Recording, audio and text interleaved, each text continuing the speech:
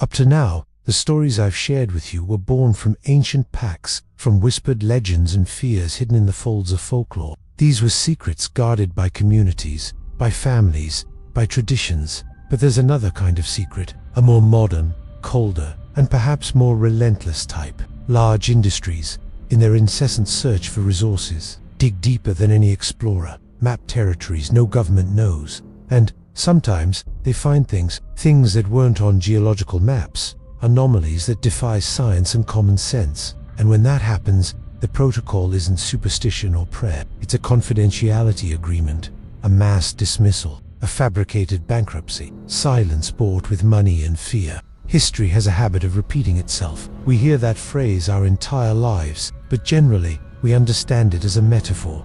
Nations make the same mistakes. Empires fall for the same reasons. But what if, in certain places, repetition isn't a metaphor? What if it's literal? What if there were places so stained by injustice, so saturated by collective pain, that time there folded in on itself, forcing new generations to relive the sins of their ancestors? A cycle of guilt, reincarnation, and punishment. A haunting not made of ghosts, but of history itself. Today's investigation takes us to one of these places, a ghost town in Kent, England, whose name is the cruelest of ironies, Blackwood Creek.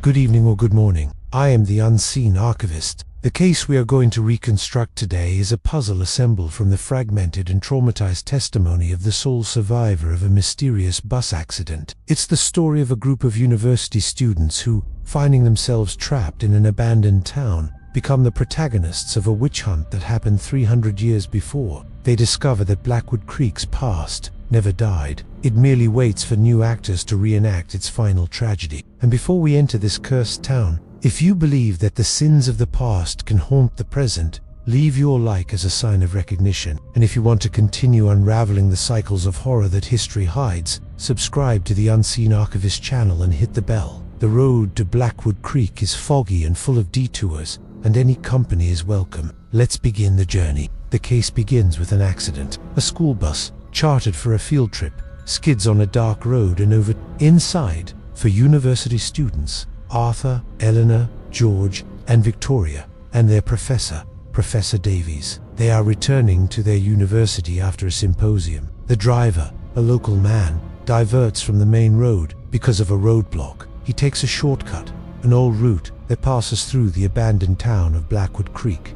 It's night. A thick, unnatural fog begins to form. In the middle of the road, he sees the apparition of a little girl standing on the asphalt. He swerves sharply to avoid hitting her, and the bus overturns. My reconstruction of the facts begins here, based on the testimony of the only lucid survivor found at the scene, the bus driver. The group wakes up some time after the accident, confused and disoriented. The bus is destroyed. The driver has disappeared. They are alone, and the fog outside is a white, impenetrable wall. Their phones have no signal. They are trapped. They decide to walk down the road in hopes of finding help, and the road inevitably leads them to the entrance of Blackwood Creek. The town sign, rusty and crooked, greets them like a warning. The town is a tomb. Colonial wooden houses, a church with a leaning spire, a witch hunt museum, closed for decades. The silence is total, but they feel they are not alone. They have the constant sensation of being watched, and that's when they see her again. The same little girl from the accident, in colonial attire, standing in the middle of the main street. She doesn't speak, she just watches them with sad eyes, and then turns and walks towards one of the abandoned buildings, as if inviting them to follow her. Against their better judgment, they do, desperate for any sign of life. The testimony continues, describing the exploration of the ghost town. The little girl leads them from building to building. Every place they enter, the museum, the police station, the church, seems to be a stage set for them. In the Witch Hunt Museum, they find wax figures depicting 17th century and they realize, with a shiver, that the faces of some of the figures are eerily similar to theirs. In the abandoned police station, they find an old book with the names of all the people executed for witchcraft in 1692, and there they find their own names, or almost.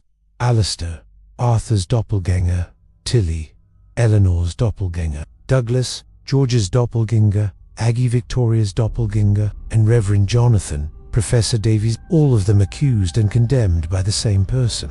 The town judged. The fog outside doesn't dissipate. On the contrary, it seems to thicken, to close in around them. They realize that the fog is not a weather phenomenon, it's a barrier. The town won't let them leave. And then, the first time jump happens, reliving the witch hunt according to the account. It's as if the world blinked.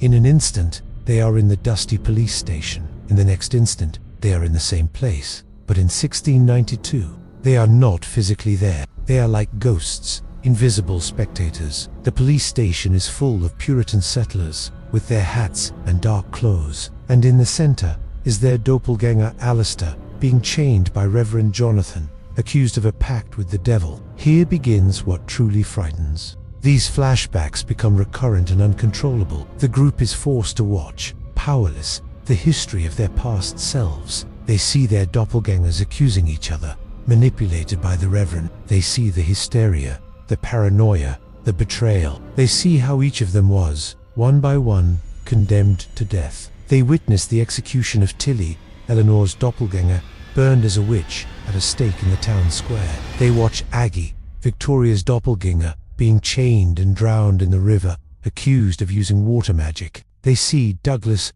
George's doppelganger, being crushed under stones for refusing to confess. With each vision, the connection becomes clearer. They are not just observers. That is their history. A history of a sin, of an injustice that happened 300 years ago. And they are there, in the present, for the reckoning. The descent into madness and revelation, the horror intensifies when they realize the macabre rule of the game. Every time one of their doppelgangers is executed in the past, a demon corresponding to that death appears in the present to hunt its modern equivalent. The reconstruction of events from here is chaotic, based on the screams and confusion of the survivor. After witnessing Aggie's drowning in the past, the group is attacked by a creature emerging from the river, a monster made of mud, water, and chains that drags itself and tries to pull Victoria, the modern counterpart, into the depths. After seeing Tilly burn at the stake, they are pursued through the forest by a carbonized creature, still ablaze, leaving a trail of ashes and the smell of burnt flesh. It hunts Eleanor, its designated target. They realize the terrible truth. They are not being haunted by the ghosts of the witches.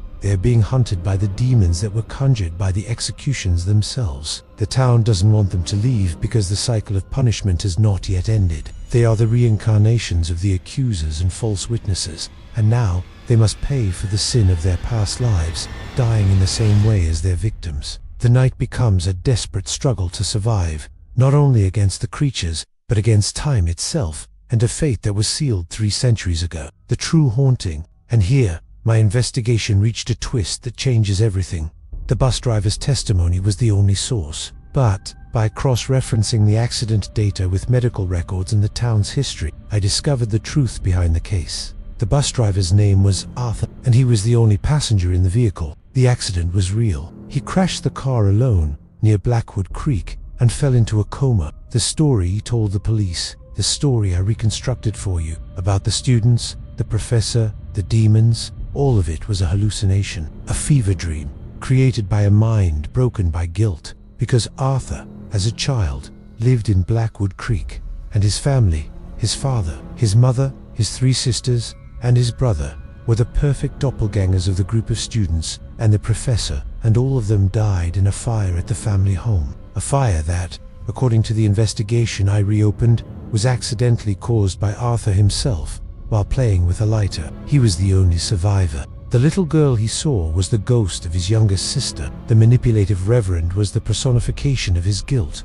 and each demon was the manifestation of his trauma, each representing the way a member of his family died in that fire. There was no cycle of there was only the cycle of a man's trauma, forced to relive the night he lost everything, projecting his guilt onto a historical witch hunt that happened on the same land stained by his personal tragedy. He was, at the same time, the victim, the accuser, and the demon. And this leaves us with a much more intimate and disturbing question.